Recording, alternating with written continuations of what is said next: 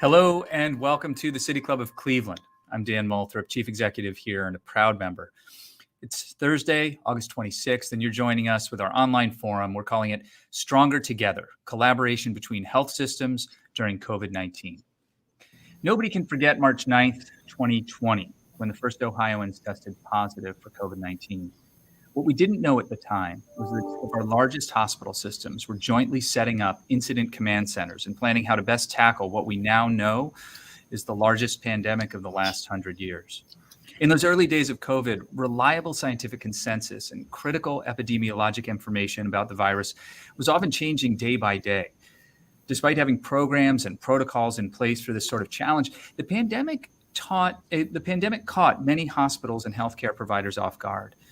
Surveillance and modeling systems had to be launched, emergency zones mapped out, testing capacity expanded and streamlined, and critical PPE shortages needed to be addressed to keep frontline workers safe. For any hospital, this was a heavy lift. So what would happen if traditional competitors came together to tackle COVID-19 and ensure the well-being of our communities? And what are the lessons that were learned in this partnership that could be replicated as we endure COVID-19 waves and think about future public health emergencies? Our guest today recently released a white paper to discuss exactly this. Moderating our discussion is Marlene Harris-Taylor. She's the managing producer of the health team at Ideastream Public Media. Now, as in every City Club forum, you can participate with your questions. If you're on Twitter, tweet them at the City Club and we'll work them in. If you're not on Twitter and you have a question, just text it to 330-541-5794. The number again right there on the screen, 330-541-5794. Marlene Harris-Taylor, thank you for moderating our forum today. I turn it over to you. Hi, Dan. Thank you so much. And I am pleased to introduce our guests who are with me today. Dr. Cliff Mcgarrion is the Chief Executive Officer of University Hospitals. Dr. Mcgarrion leads a comprehensive health system of 23 hospitals, more than 50 health centers and outpatient facilities, and over 200 physician offices located throughout 16 counties. Previously, Dr. Mcgarrion has served as president of University Hospitals Physicians Network and Systems Institutes. Prior to joining University Hospitals in 2002, Dr. Mcgarrion served as on the physician staffs of the Lewis Stokes Cleveland Veteran Affairs Medical Center, Metro Health Medical Center, and Boston Medical Center. Also with us today is Dr. Tom Mihaljevic, President and CEO of the Cleveland Clinic. In addition to the main campus in Cleveland, Dr. Mihaljevic leads 18 hospitals and more than 190 outpatient locations, including facilities in Florida, Nevada, Toronto, Abu Dhabi, and London. He joined the Cleveland Clinic in 2004 as a cardiothoracic surgeon. Previously, he served as CEO of Cleveland Clinic, Abu Dhabi. Dr. Mcgarrion and Dr. Mihaljevic, thank you so much for joining us here today. Thank you. Thank you for having us. Thank you. I'm so looking forward to this conversation with you. How often do you get to talk to the CEOs of the two big health systems in our area? So I wanted to start off with, we're here to talk about how you came together to help keep us in Northeast Ohio in particular safe during the COVID pandemic, because of this unique partnership between the two of you. I think, this is just me speaking, that we in our area were probably better off than some other areas of the country. Here we are, and the pandemic is still going on. And I want to just veer away for a moment to talk about something that broke in the news today in our area. Metro Health System, which is the third big health system in our area, they announced this morning that they are going to be requiring their staff, their vendors, all their employees to be fully vaccinated by October the 30th. Now, of course, there's going to be some exceptions in there, some religious and health exemptions, but pretty much they're mandating the vaccine now. And there are many people wondering if you're going to follow. Let's start with Cleveland Clinic. Dr. Mihaljevic, what is Cleveland Clinic thinking about in this area? Well, Cleveland Clinic has been a strong proponent of vaccination for a really long time. We, together with our colleagues from Mayo Clinic, started a coordinated nationwide campaign in support of vaccination many months ago, and more than 60 large integrated healthcare delivery systems across the United States have joined that effort. Through those efforts that were nationwide, our internal efforts have been equally successful. Now, currently, close to 80% of our caregivers have already been vaccinated. And I have to say that with the educational measures, making a vaccine available to all of our caregivers, we have been able to keep the environment of care safe. We have not had a single outbreak of COVID infection on our premises, among our caregivers and among our patients. So we continue to strongly encourage all of our caregivers, a few remaining who are yet to be vaccinated, to be vaccinated. That is the sense that we are having as of now. So there's no plans at all for Cleveland Clinic to require employees to be vaccinated, or are you still considering this day by day? Yeah, we're considering obviously the FDA approval. The FDA approval of the Pfizer vaccine is a really important step that we salute and support. Our position is as I just described it. Okay, let's move to UH. Dr. Mcgarrion, what's the plans at UH in terms of thinking about mandating the vaccine for employees? Marlene, I think I want to echo some of the things that Tom said and make it very clear that UH is extremely strong in terms of its support of the vaccine. In fact, UH was the principal site in Northeast Ohio of actually doing the clinical trials in the Pfizer vaccine, which helped get it along across the finish line. I think the other thing that is working in our minds and that of our employees is that it's only been about 2.5 days now that one of the 3 vaccines that are available has finally achieved FDA approval. With that being said, I think we look forward to the other ones achieving approval. We strongly recommend the vaccines for our patients. For our staff and obviously our patients as well. And we've been able to achieve just below the 80% of now our employees. It's accelerating fairly rapidly now that Pfizer has received full FDA approval, and we think it'll continue to accelerate. So the notion of a mandate and whether or not a mandate, if one does not follow the mandate, what are the consequences is what we are dealing with right now. And one of those options, which we are talking and thinking about, is a mandate, but with the notion that if one is not vaccinated and is still an employee, they will have more aggressive testing on a more than once a week basis. These are the things that we're looking at, but also I would ask that these things are fluid in the sense that we just received FDA approval for only one of the available vaccines, and we look forward to working and looking forward to understanding how the cadence of the other ones being approved. But make no mistake, this is something that we strongly recommend. Okay, thank you for that. I've been reading the comments from people who have reacted to the Metro Health decision today. And many people are saying that Metro Health is going to lose employees over this decision today. Is that factoring into your thinking here? Dr. Mihaljevic, are you concerned about losing staff if you mandate the vaccine? So I think before I answer that question, I think we have to understand what is our primary responsibility as a healthcare system. Our primary responsibility as the healthcare system is provide a safe environment for care, meaning that our patients are being cared for safely, and that we provide a safe environment for those who work in healthcare. And I do believe that with all the measures that we've been putting in place, vaccination, including masking, social distancing, hand washing, we've been able to accomplish that. And we've been able to keep the environment of care safe, even in the absence of full vaccination, even before vaccines actually came on board. So this is our primary responsibility. Today, we're faced with an unprecedented workload and an unprecedented demand for our services. We have never been as busy as we are, and the shortage of healthcare workforce has never been as pronounced as it is today. So obviously, losing healthcare workforce today, when all the beds are full, when all intensive care units are full, could essentially jeopardize the primary objective of our existence, so that is to provide the care for those who need it.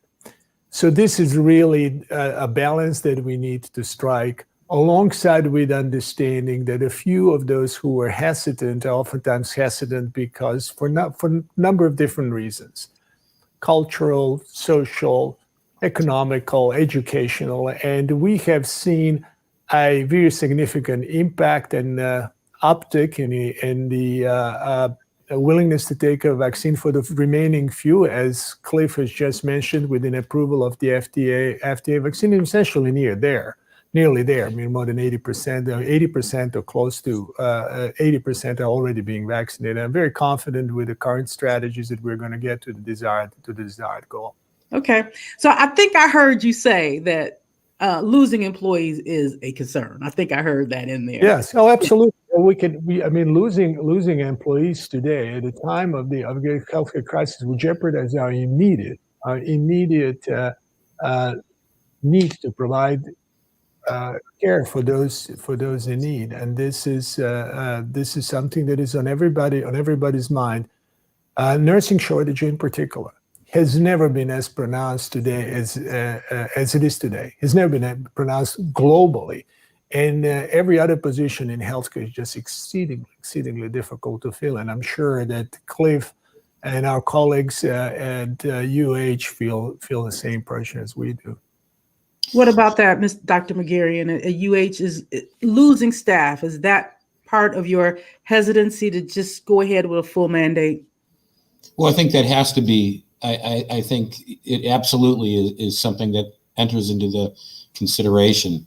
Not only losing staff, which we've seen other places who have had a mandate with the remedy being termination of your job, but we also don't want to now add more and more unemployed people to the corpus of our great city, and it could be fairly significant.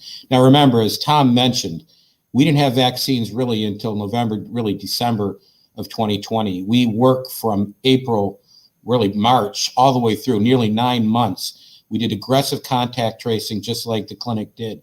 We had almost zero evidence of a patient, this is before vaccines were even available, of a patient being affected in our premises by a staff member, because our staff members are religious around masking, very, very aggressive masking, and in certain circumstances, a 95 masking.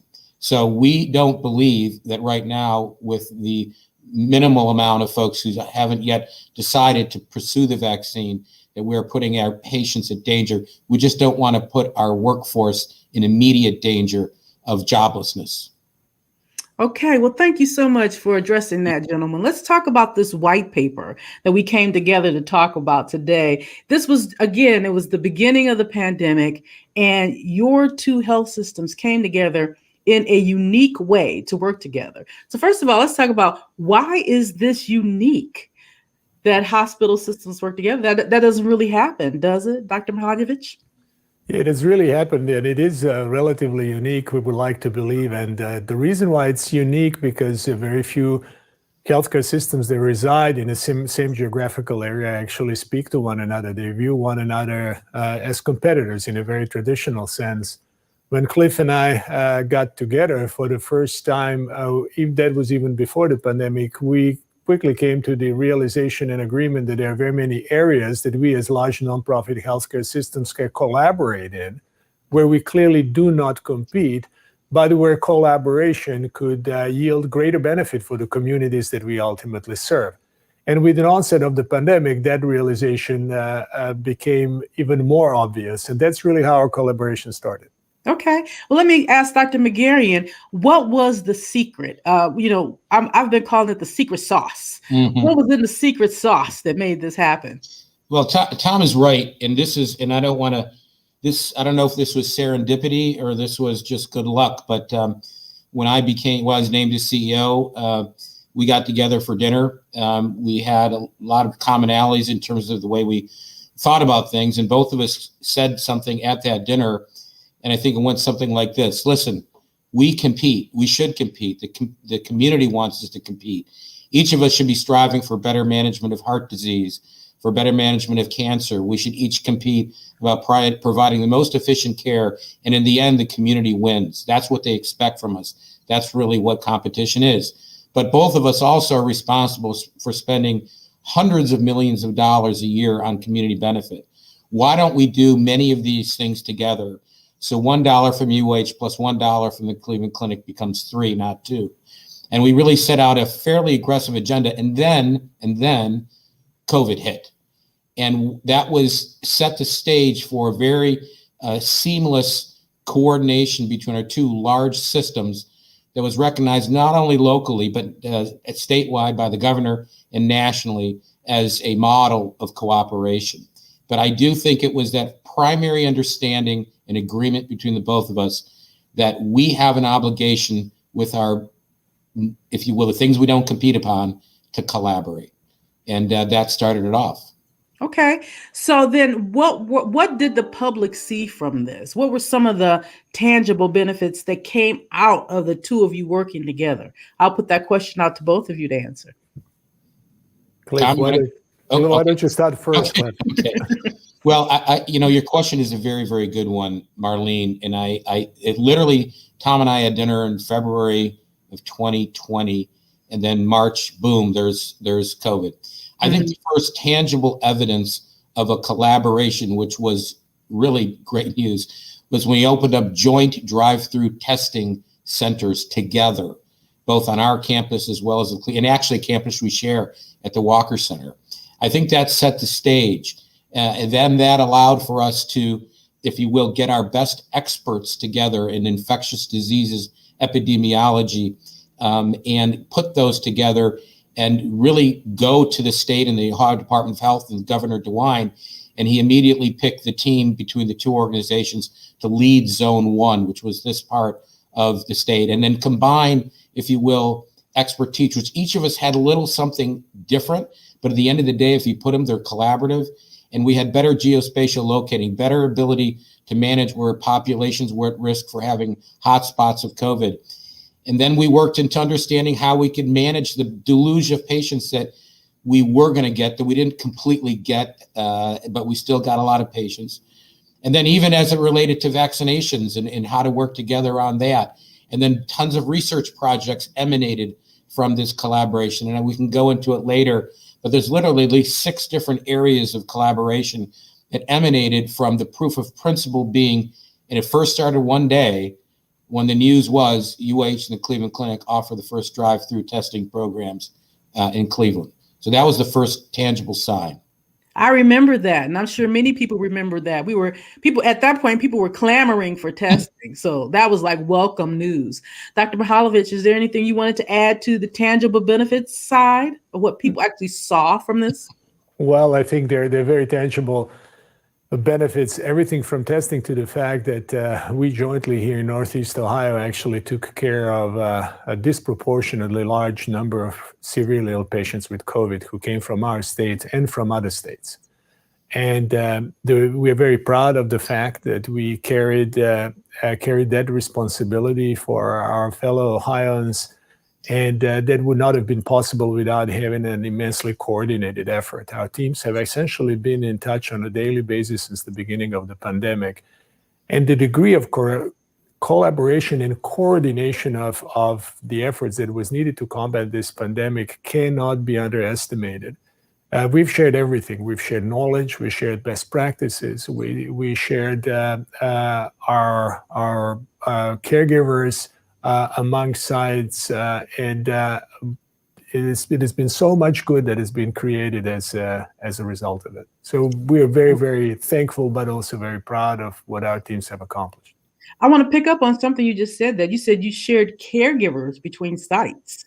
Yes. You don't see that. How did that work? Did one hospital call the other and say, hey, we need a hand over here? How'd that work? That is true. I mean, it is not that complicated. It is just one phone call between two of us. And we decided, for example, that a drive-through testing center in Walker, location right between our campuses that we both share, was staffed by caregivers from both sides. Then when there was a big vaccination center and the vaccination effort in the Walston Center, we both contributed our caregivers to that effort that was not pioneered by us, but it was staffed by Cleveland Clinic, UH, and others as well. And that is really actually, there are no obstacles to collaboration when it comes to common good. You know, I kind of put out there that I felt like our area was uniquely positioned in that because of this collaboration and the cooperation, perhaps things went smoother in our area than in some other areas of even the state and other parts of the country. Do you guys agree with my thesis, with my premise there, Dr. Mcgarrion? You know, I think both of us, and I also include Metro and our friends at St. Vincent, when we collaboratively messaged, whether it be in messaging in the New York Times or the Plain Dealer or on, and we said the same thing, that we need people to be tested and that we need people to be vaccinated. And we say it as a cacophony of voices, which we did together. But we started with our two organizations leading.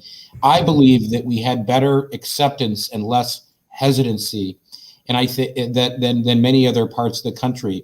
And I do believe when the history of this event, as it relates to various cities, are written and is written, the collaboration between our organizations will be seen as a very positive sign, which helped minimize some of the, if you will, very serious issues that are happening even today in other parts of this country.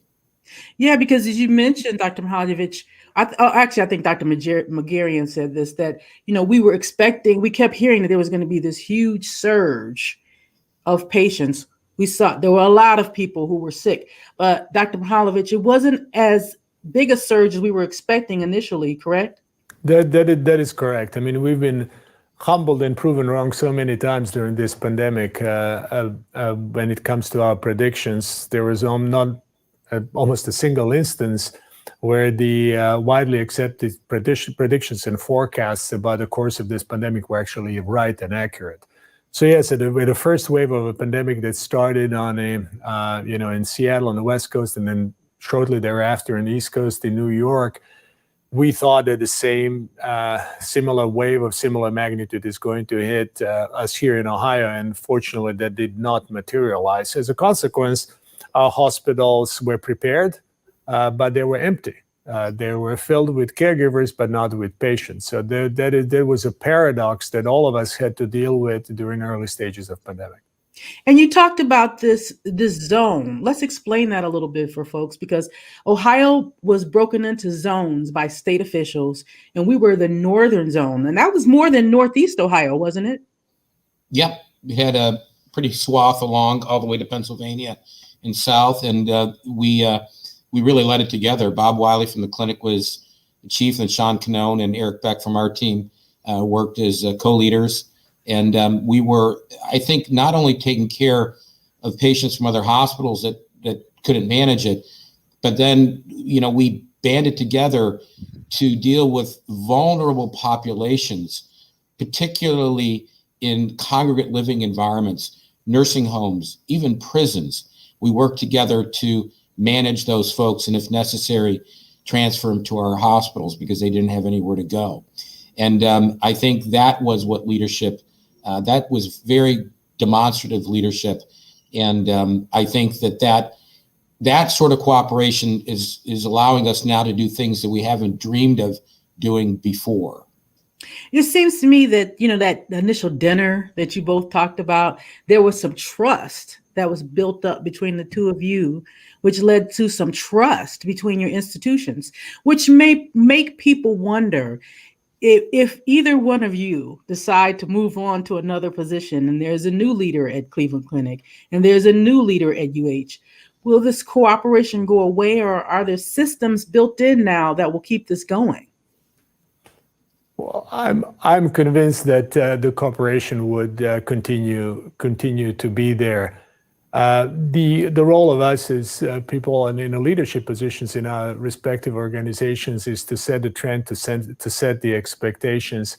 But now this cooperation has taken very, very quickly, it's taken really deep roots in both of our organizations. So we have built the bridges among our colleagues that I think are long lasting. So even if someone else were in our current positions, I am convinced and very, very hopeful that this collaboration will continue.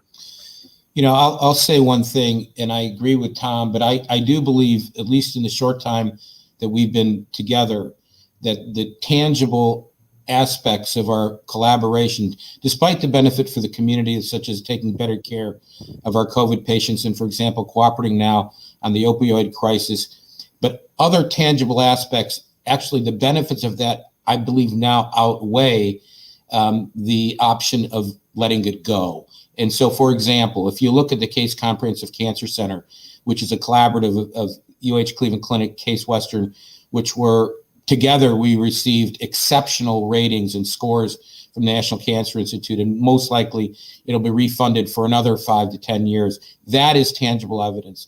If you look at the work that we are doing and just received yesterday, notice of award for the Cleveland Brain and Alzheimer's Initiative, which is a clear partnership of neurologists from both of our organizations, which will deposit a close to $16 million grant to help deal with Alzheimer's, which is very challenging, but that is a benefit. If you look even at things like our big translationer grant, which is a $60 to $65 million grant, which results from, again, partnership with the 3 organizations I mentioned, those benefits we can't live without. We have to have those. So my hope would be if, Tom and I were abducted by aliens and somebody has to parachute into our position tomorrow, that they would look at the balance sheet and say, first of all, these guys now are friends with each other, these researchers, these scientists, these clinical researchers. And by the way, it benefits our city and the organization. We can't stop it, so we better become friends. We've talked about the unique nature of this, and it doesn't happen everywhere. But for people in the general public, the reaction is sort of like, it's about time. I wish they had done this before. Do you all regret that it didn't happen before?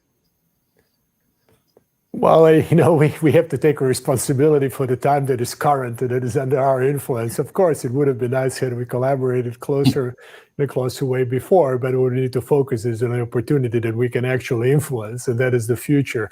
So, yeah, the collaboration is really, really important. None of our organizations got diminished through collaboration. Each of our reputations in the community, nationally and internationally, got enhanced through the collaboration. And that is a true benefit of every collaboration, in particular in healthcare. This is not a zero-sum game. This is just a living proof that organizations in such a noble profession in healthcare can do more good together than they can do in isolation. And the long list of recent accomplishments that Cliff mentioned are there, but UH and Cleveland Clinic are not alone in it. Our colleagues from Metro, our colleagues from St. Vincent, from VA, from pretty much every larger healthcare organization in Northeast Ohio have been a part of this effort. I know, and the public is grateful for that, and they love seeing these institutions work together because they say, hey, they're all nonprofits. Some of our tax dollars are going to these institutions, so we love seeing them work together. Dr. Mcgarrion, you mentioned the opioid crisis. How is this collaboration helping to attack this terrible scourge in our area and the state? One of the teams that Tom and I put together of the 6 various work streams is to work together beginning in really June of 2020, working together in the opioid crisis. And the first step with both of our large organizations to work together on developing pathways whereby our patients are not given the chance maybe to get addicted to opioids, and reduce the use of opioids in our operating rooms, in our anesthesia teams, and and that was a very collaborative. And if you look at the amount of pills, if you will, that have been decreased per person per year between this collaboration, it's incredible. The second, so that means developing new pathways of care. The second is... Can I interrupt you for a moment? Because that's a really interesting point. How were the pills decreased because of the collaboration? Because one of the things we worked on very carefully is, do we always have to use an opioid after a surgery or minor surgery, or could we use more local anesthetic, for example, if it's a knee surgery, and have them go home with a non-steroidal anti-inflammatory? So if you look at then the amount of pills that doctor prescribed, that number is going to go down. And then number two, we realize at least some aspects of addiction to opioids start very innocently. When someone's having a medical procedure, they get opioids, and a certain percentage of the population can get addicted with really just a whiff, if you will, of an opioid. So let's reduce those amount of opioids, number one. Number two, for those who are addicted, can we learn together and develop treatment programs together? Can we work with the county, which now has dollars, for example, from the opioid settlement, and set up joint programs of dealing with de-escalation of opioid use, that we use the best science together? These are the kind of programs that we're doing, and we're very, very proud of them. Well, I'm going to put my reading glasses back on because we're at about the halfway point where it's about time for us to take questions from people who want to get in on the conversation.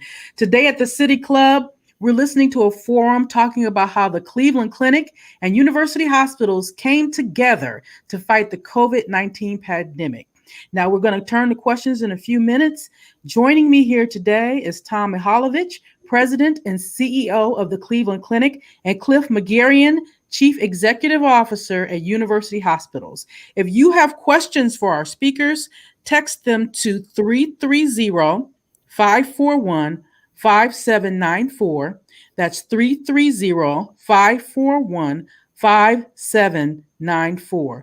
You can also tweet them at the City Club. That's at the City Club. And we're going to try to work in all the questions that are coming in. And I see we have one already. So people are anxious to get in on this. I'm going to go right to a question. It says, there has been some interesting news coverage about a lack of transparency in pricing, where sometimes the insured copay is actually more expensive than self-pay. Is it reasonable to imagine that your two institutions might collaborate to create better pricing models, more transparency in pricing, etc., without, of course, violating rules around price fixing? Interesting question about, transparency on pricing. This is something that people have been talking about for years. How can we bring more transparency to pricing? Can we start with Cleveland Clinic? That's a very interesting question, Dr. Mihaljevic. What do you think about that? Yes, well, there was an ask, obviously, for greater transparency when it comes to pricing, and we're fully supportive of it. So Cleveland Clinic has participated actively in sharing our pricing information with the federal government when the mandate or the request came out. And this is something that is in interest of both of our patients, and obviously because of it, us as a provider. So there's absolutely no hesitancy on our behalf to share our pricing. Is there something that's going on in the background? I know there's lots of work going in the background between your two institutions on this area specifically. Well, we have to understand that there are certain limitations when it comes to large healthcare organizations and collaboration around pricing that we cannot cross or overcome. I think that is for our listeners here. It is really important to understand that there are certain federal regulations that we have to respect when it comes to individual pricing. Oh, I see. Okay, Dr. Mcgarrion, can you talk about some of those complexities that make it difficult for you to work together on this particular topic? Yeah, I think that we don't have any difficulty working together on the how. In other words, the federal government has asked us to have transparency with regards to cost and prices, not only just for Medicare, but for literally every insurance product, which can be literally in the hundreds. So that is a challenge. We're working through that. In terms of the how, we have communicated with our colleagues at the clinic and our team in finance and payer relations on how actually to do what the federal government wants. But then for us to actually get together and set prices, that's illegal. We can't do that. But if you think about it, if this is ultimately achieved, then those prices will be transparent, and that will, if you will, allow the consumers to have all the information that they need. But the how we can collaborate on how to do it electronically, what computer programs to use, et cetera, because it is complicated. But in terms of actually setting prices, we can't do that. Okay. I'm going to give the texting number again in case other folks have questions for you. That number is 330-541-5794. That's 330-541-5794. Or you can tweet at the City Club. So we've talked about attacking these huge problems of the pandemic and also the opioid crisis. There's so many other areas in Northeast Ohio in particular that are huge and systemic and have been ongoing for years, that there's opportunities for cooperation. Things like lead poisoning in homes and the infant mortality rate in our area. It's getting better. We know that the infant mortality rate is getting better because of the hard work of many, many folks. But the infant mortality rate in the African American community continues to persist, the levels. Is there any work going on in the background to attack some of these other huge systemic issues? Dr. Mcgarrion, would you like to take that one first? Sure.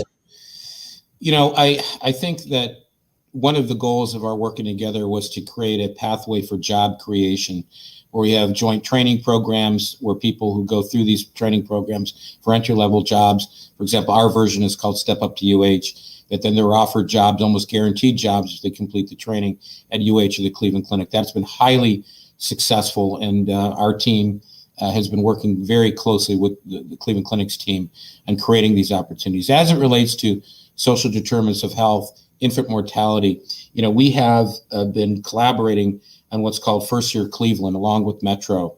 And specifically, there is a trio, if you will, of leaders, Selena Cunningham for University Hospitals, Amy Stevens from Cleveland Clinic, and Kim Green from Metro, who work together, and they're executive members of really how to create the necessary services for pregnant women in the city of Cleveland to reduce some of the issues that leads to infant mortality or maternal mortality. That includes food insecurity, that includes centering classes, that includes a collaborative that we think is so important that this will bring more monies from grants, whether they be ODH grants or federal grants, into the city. We're beginning to bend those curves, certainly in the Huff neighborhood, but it is a collaborative between all our organizations. Dr. Mihaljevic, let me ask you, this is a topic that's near and dear to my heart because I'm leading a project at Ideastream around racism as a public health crisis and what we are doing as a community to address this, because it's been declared by so many of our institutions at Cleveland Clinic and through this collaborative. Is there work going on to look at bias in the healthcare system, to look at health inequities in our community overall? Yeah, the work is ongoing, and this is the real effort that addresses a complex issue of health inequities in our neighborhoods that we are very much aware of and working very hard on. And as Cliff mentioned, this is a joint effort. This is not just a Cleveland Clinic effort; it's a broader societal effort. All of us are, so to say, focused on those topics. At Cleveland Clinic, we're trying to simplify our approach through several important initiatives, and that is we use a brief statement: hire, heal, and invest into our communities to address the public healthcare issues, social determinants of health, and poor healthcare outcomes are best influenced by one major intervention, and that is to provide jobs in our communities. It has been shown over and over and over again that people who have jobs that are family sustaining typically enjoy better health, better lives, and ultimately the entire community becomes healthier through that. So UH and Cleveland Clinic are the largest employers in this metropolitan area, to not only just to keep the jobs, but also to make sure that our wages and the benefits are family sustaining is the singular most important contribution to the health of our communities. Go ahead, I'm sorry. Yeah, and then go ahead. Healing efforts obviously goes to the fact that, Marlene, that our healthcare workforce also has to continue to evolve and change, has to start to look more like the communities that we serve. And the composition of our workforce needs to mirror the composition. It comes to infant mortality. We're now obviously getting deep into our communities with the population and the family health initiatives and educating very many caregivers from those communities to help young women who are pregnant or about to become pregnant, or young mothers actually, to provide good care of their babies. And then ultimately we continue to invest into our communities so that we can address some of these social determinants of health. In Cleveland Clinic's example, here in our Fairfax neighborhood, we'll soon be opening the first supermarket in a really long time in the area that used to be a food desert. And obviously lack of availability of good food leads to so many problems. That is going to be combined with affordable housing. And this is just one example of how we're investing into our community. So hire, heal, and invest, three-pronged approach to address racial and social inequities that unfortunately continue to be present. But we are bending the curve. There is absolutely no doubt about it that we are seeing the fruits of this labor and the fruits of our investment. I'm glad to hear that we're bending the curve. That's some positive news. I'm going to go back to questions from people who are watching the forum today. This question is, it's really interesting. It says, in this week's New Yorker, Dr. Gawande, and I hope I pronounced that right. Yes, you did. Oh, okay. Reports how Costa Rica, a poorer country that's poorer than the U.S., but it's achieved greater life expectancy at less cost by integrating public health and medical care systems with an emphasis on the former, and a robust primary care system. So what policies would you advocate with the new mayor that's coming in to improve health for all Clevelanders? Kind of complex question there. No. But in the end, it kind of came back to how would you work with the new mayor and the new administration to try to improve health in Cleveland? Well, first, maybe I can take this one on, because Atul Gawande and I are friends. We were trained together at the Brigham and Women's Hospital way back. And he's an exceptionally good writer. Many of your listeners know about his work. And he actually sent me a copy of this article before it was published in New Yorker, saying, okay, so what do you think about this? And it's interesting because both our organizations are actually doing not exactly the same, but pretty similar. The core of this article speaks about the public healthcare systems when an well-organized network of providers that go deeper into communities and become an integral part of the communities can provide better care at a lower cost, but be more proactive by making sure that the members of the community are taking good care of their chronic diseases, that they're participating in the prevention programs. This is essentially what we are trying to do. We are trying to change the healthcare from the series of episodes, meaning the series of visits to physicians or providers, to more of a continuum, to a continuous relationship between the providers and our patients, so that we can keep our patients healthy and well. And we're always going to be there for them when they become ill, but we would like to prevent them from becoming ill infrequently. Too frequently, I'm sorry. Yeah, but I think, part of the question, Dr. Mcgarrion, is about, you have this country that's poorer than the U.S., but they're doing better with life expectancy. And as we know, life expectancy has been going down in the U.S. So, I guess the core of the question is there something we need to switch up in the way we're delivering our healthcare to improve the life expectancy of our citizens here?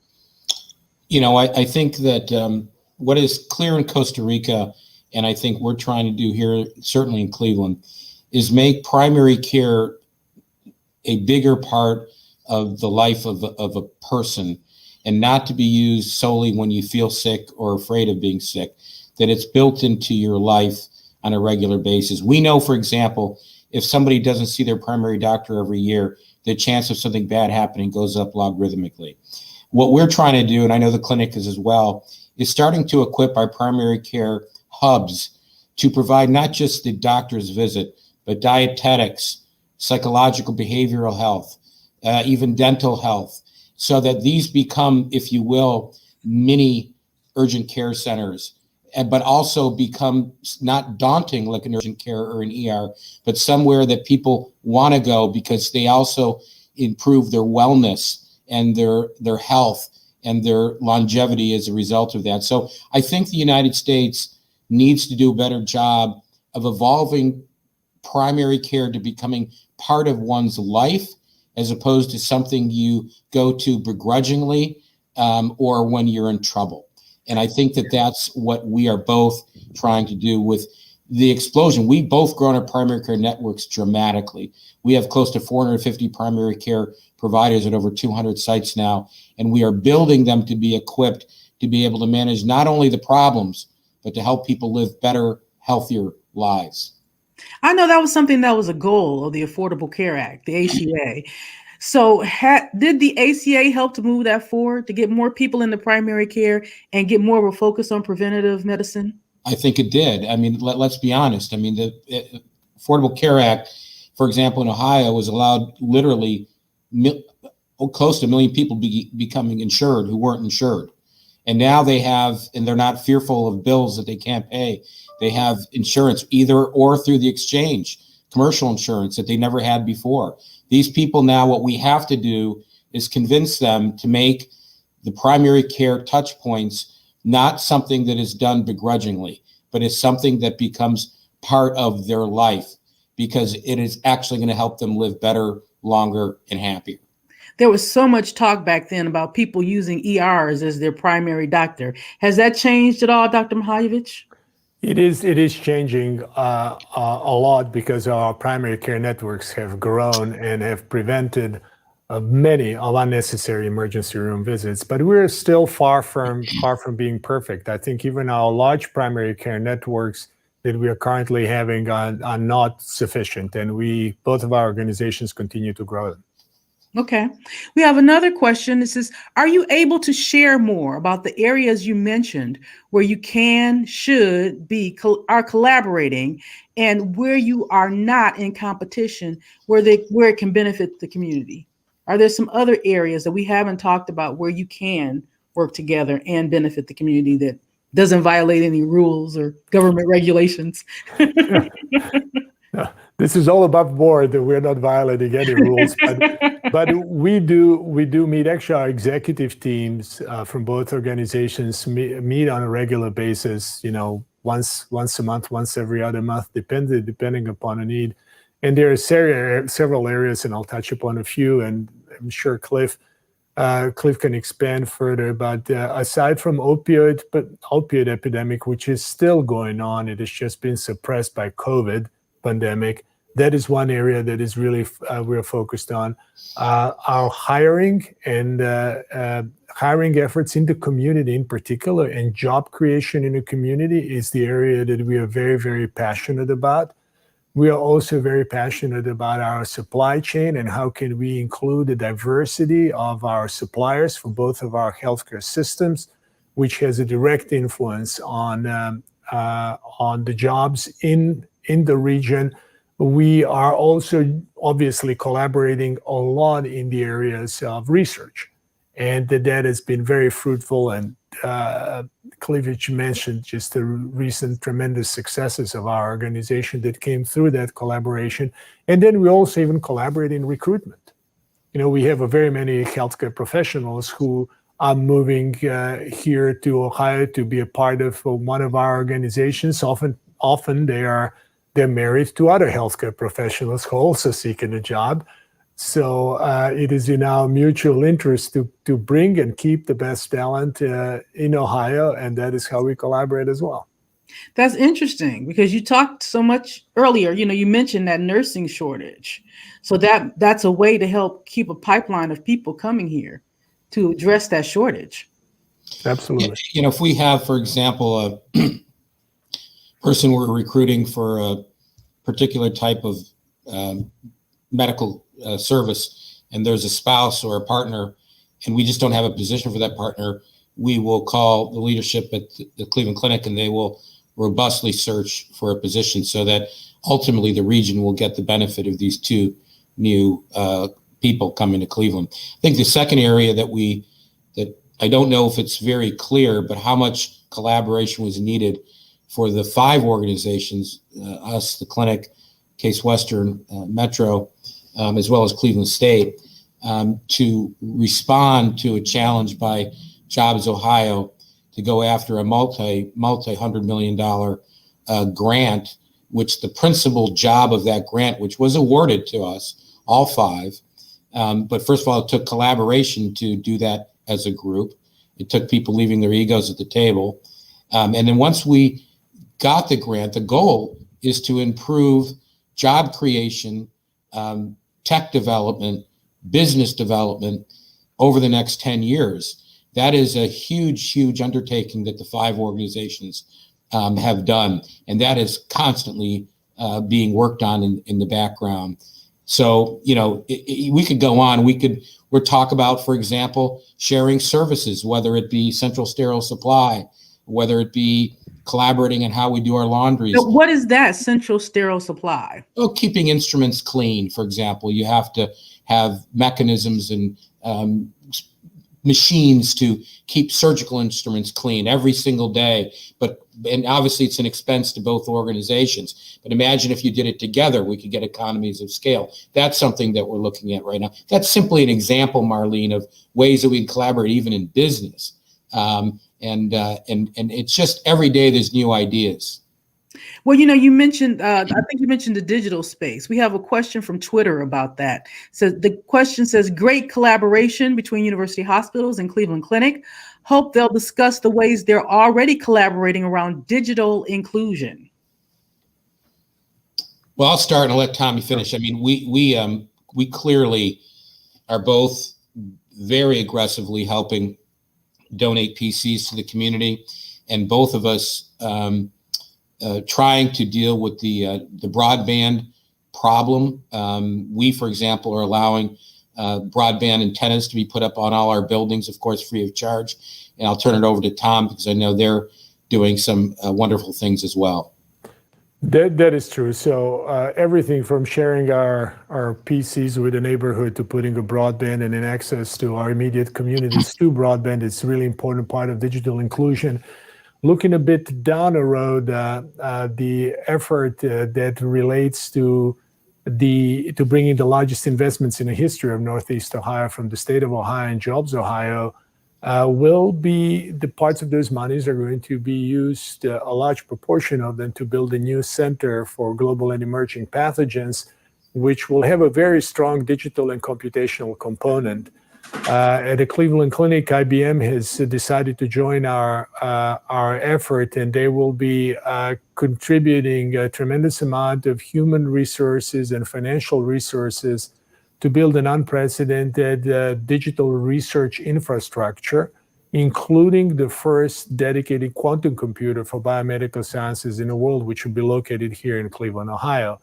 And this is going to be a resource that is going to be here that will create a lot of jobs in our region and a lot of career opportunities for our fellow citizens who are interested in jobs in digital space. We're very excited about it because we do believe that the healthcare will, to a large extent, be transformed through incorporating this digital capability into day-to-day delivery of care.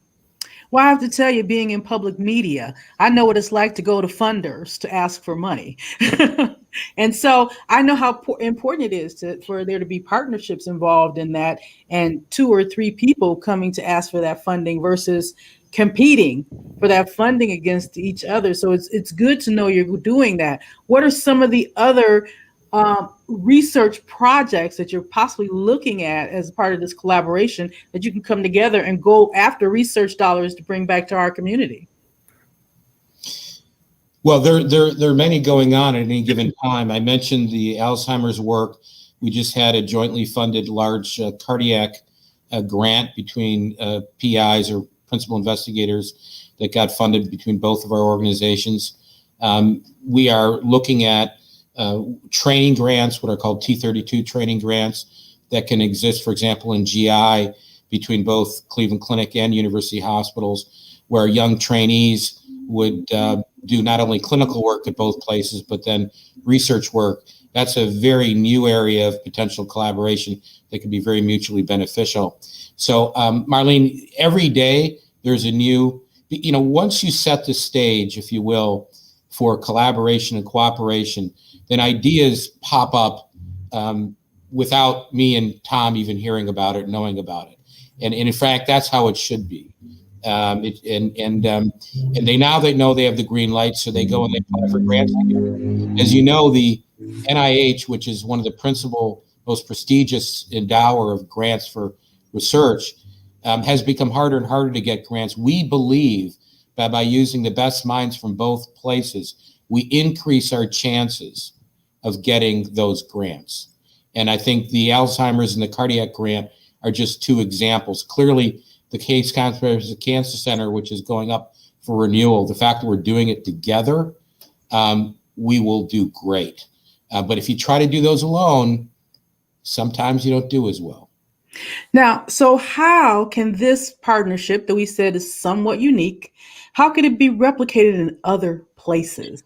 What can other cities, other institutions learn from what the two of you did together to make this happen other places?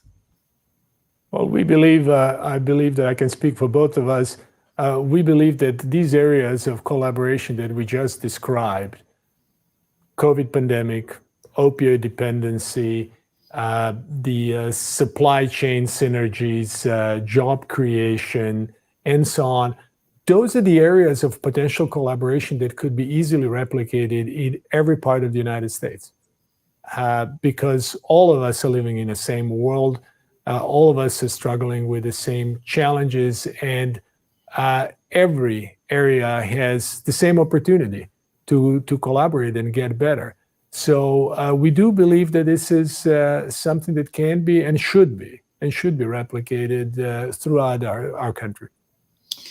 I think, Marlene, that the fact that we put the time together to put out a white paper, that white paper was disseminated through one of our larger consulting agencies that consult hospitals, that called the advisory board. It became front and center there. And then Tom and myself were asked to give the keynote speech to the Ohio Hospital Association annual meeting just about this topic. The word is getting out there. The fact of the matter is, both Tom and I came from the Boston environment. Now by force, they're putting hospitals to make them now collaborate. But historically, that has not been the way things were done, not only in Boston, but other cities.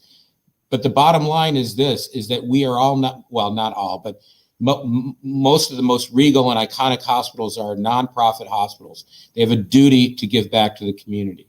They have also a duty to compete, and they can and they should, as it relates to getting better care, new treatments. That's better for people. But they don't have to compete on putting their money together, their minds together, their ingenuity together on helping, whether it be fixing problems with access to primary care or job creation or maternal health, baby health, social determinants of health. These are things that the great hospitals should work together. And we're hoping that people will take this cue around the nation. We're just about out of time, and I see Dan popping up. So I just wanted to give you an opportunity to say, we've talked about a lot of things here today. What's the bottom line thing you want the community to take away from our conversation about what came from you working together?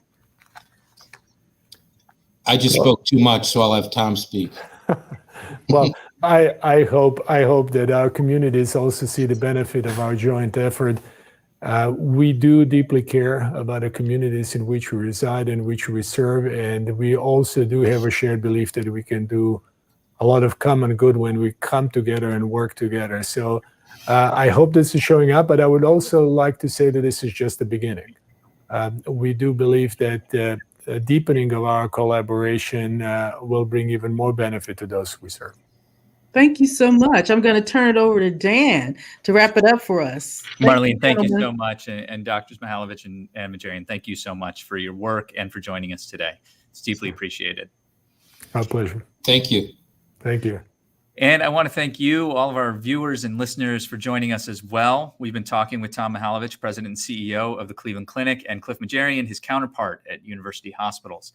Our forum today is part of our Health Innovation Series, which is sponsored by Medical Mutual. We thank them for their support.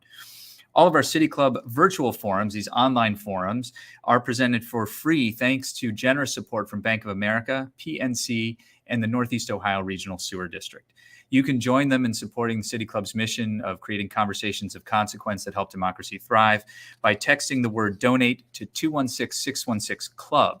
That's 216-616-CLUB or 2582 to make your gift. Or you can also go online and become a member. Tomorrow, August 27th, we will be in person at the City Club with Kevin Nowak, Executive Director of CHN Housing Partners, and DJ Valentine, Vice President of State CRA Mortgage Sales Manager and a State CRA Sales Manager with Huntington National Bank. We're going to be talking about affordable home ownership and how that has the power to transform lives. Connecting back to this forum, we might say that housing is a form of healthcare. This forum tomorrow is sold out, but we invite you to join us at our live stream at cityclub.org. Also, on September 3rd, join us for author Jamal Green. He's a professor of law at Columbia Law School and author of the book, How Rights Went Wrong, Why Our Obsession with Rights is Tearing America Apart. He will talk about how our country's approach to rights is dividing the country and how we might be able to build a better system of justice. Tickets are still available. You can find out more about that forum and all of our upcoming forums at cityclub.org. I'm Dan Malthrop. Thank you so much for joining us. Our forum is now adjourned.